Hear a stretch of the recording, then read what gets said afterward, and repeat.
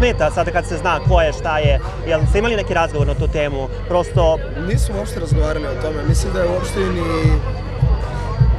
Mislim da je uopšte nije onako u mislima to. Jednostavno živi potpuno neki drugačiji život i ništa je vezano za javni život ne zanima i meni je jako drago da je tako i nadam se da će ostati tako do kraja.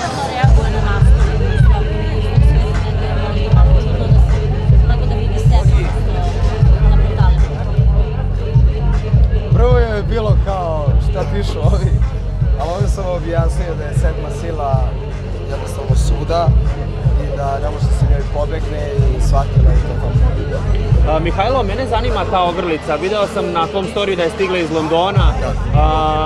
To su pravi dijamanti ili? Jok. Pa ne, pa ja otkud... Jesu pravi. Koliko novca treba da se odvoji za tako nešto? Kao jedan omanji stan ili... Pa kad je custom made, onda zna se koliko košta. Treba koliko ruka može se pružiti, toliko treba se odvoji. Znači, diplomatija. Diplomatija, da.